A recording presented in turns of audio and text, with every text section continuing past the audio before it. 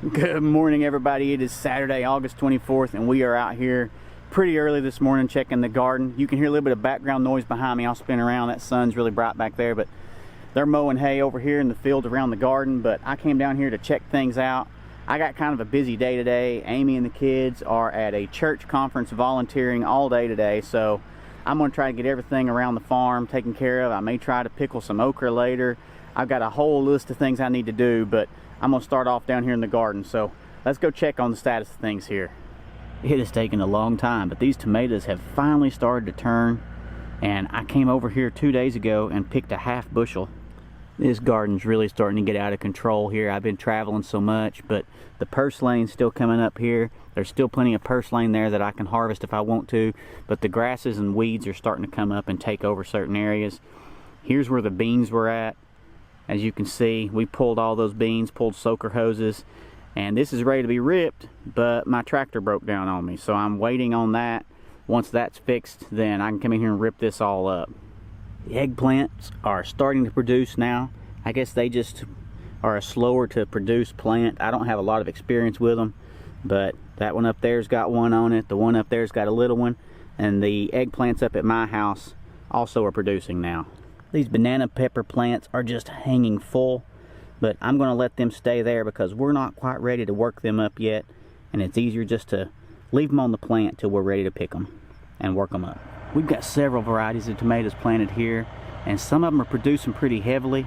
Others are just really slow, but one thing we're starting to see is a lot of them are starting to get these bug holes in them. I'll show you this one over here. There's another one. About half the tomatoes I'm picking down here now have these giant bore holes in them from some kind of bug, and I don't know what it is, and we historically have not had a lot of problems with bugs here, but they seem to be creating some issues this year more so than others. Here's something a little different for you.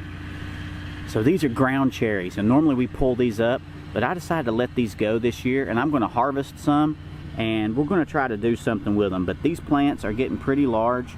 They're full of these paper covered ground cherries. The okra has been doing phenomenal this year. You see over there's another one. I'm picking about a gallon of okra every other day right now. There's more right there. The squash, the zucchini rampicante, the plants are drying up and dying now, so it's almost time to come harvest these. They're not fully cured yet and ready for storage, but there's quite a few of them, and they are enormous this year. Most of them are larger than the ones we harvested last year, so while it didn't produce as much, they're actually larger, it looks like.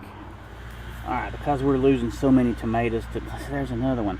Because we're losing so many tomatoes to bugs and different things, I'm actually picking them before they are fully ripe.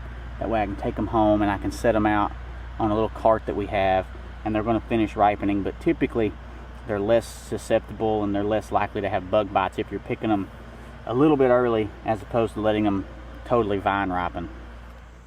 We're back at the house now. I came up here because there ended up being 3 tractors there mowing hay all around me, and there was so much background noise. They were just kind of going in series, and I mean, it allows them to get it done so fast mowing the hay down there, but it creates a lot of background noise. So came on back up home to kind of film this. So what I've got here is all I picked down there just now was our tomatoes, and I've got, you know, this half bushel basket's almost half full, but as you see, you know, I did pick them. This is I think it's maybe a yellow brandywine.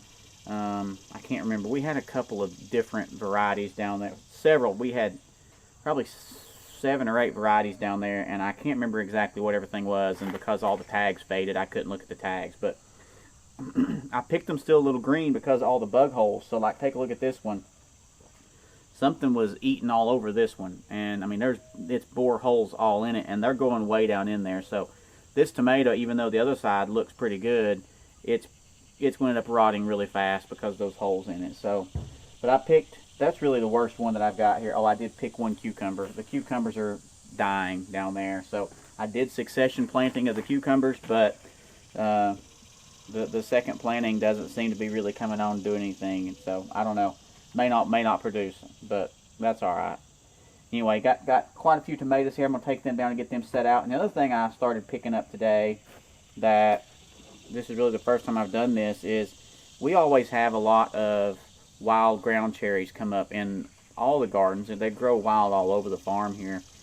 And we typically either mow them down or pull them or whatever. And I decided this year that I was going to let some go and let them mature, and I was going to harvest some and see how they were, because I know they're kind of like in the tomatillo family, and we love tomatillos here. You know, we love making, you know, salsa verde with tomatillos, and just we've had them before in the past. I've got a couple friends that grow them on their place, so we made use of them. So I had never eaten a ground cherry before, and I know my dad and Papa and all those, they would eat them a little bit, but it wasn't really something high on their list. So ground cherry here for you. So to give you kind of an idea of what it tastes like.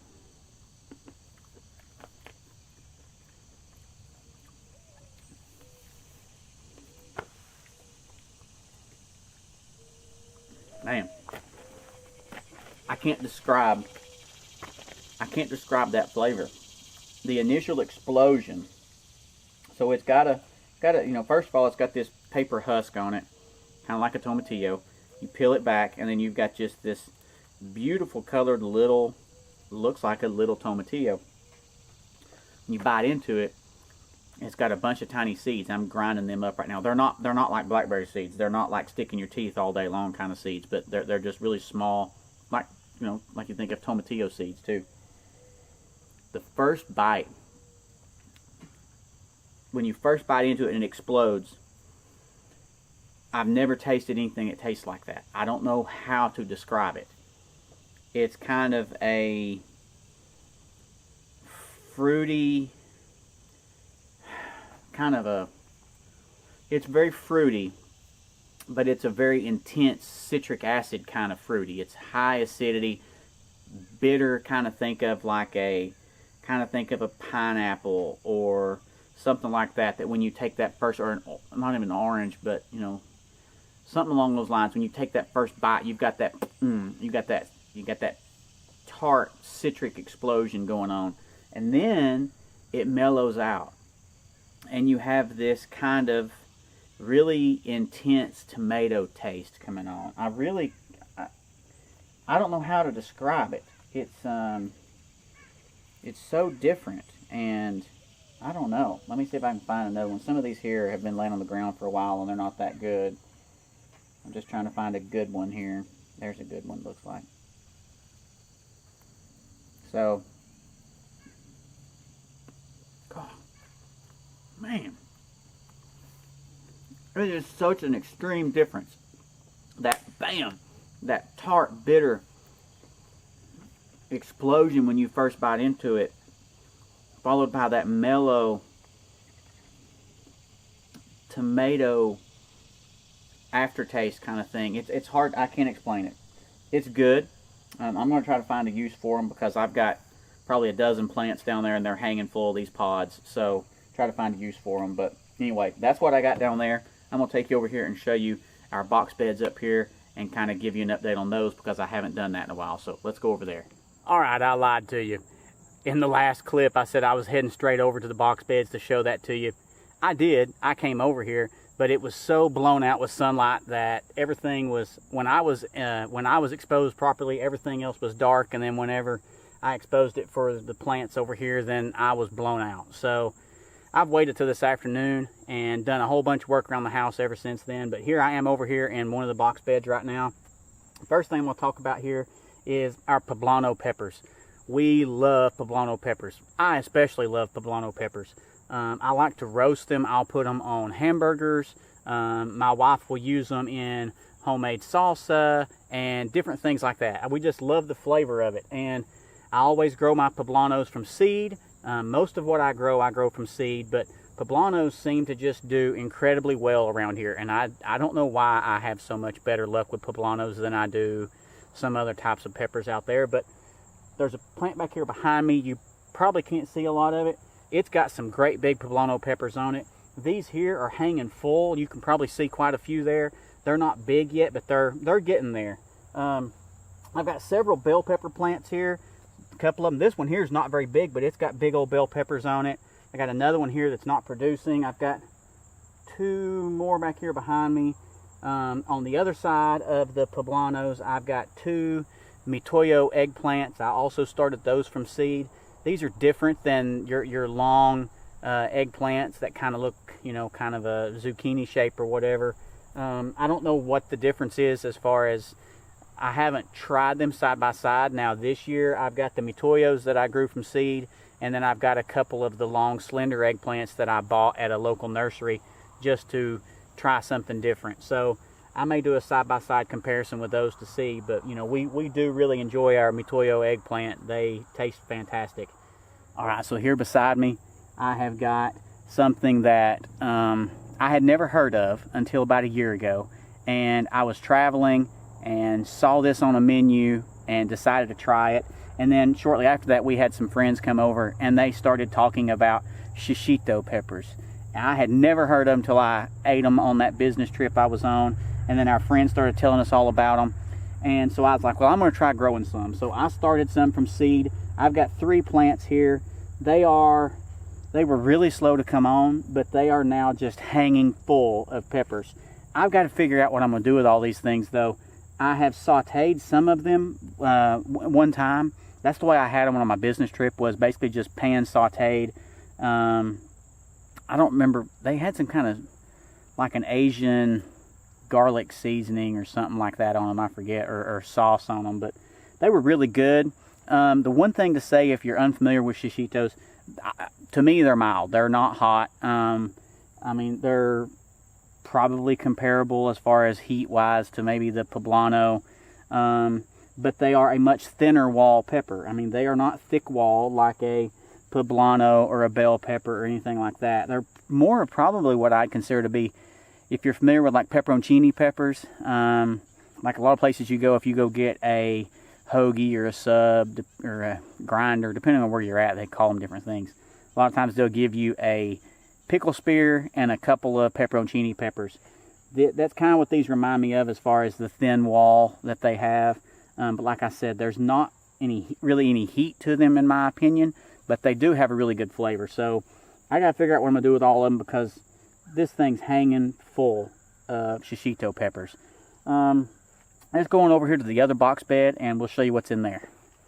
So right here behind me is the box bed I was just going through, talking about the poblanos, eggplant, shishitos. I've got a big basil plant hanging out here. This basil's doing fantastic this year.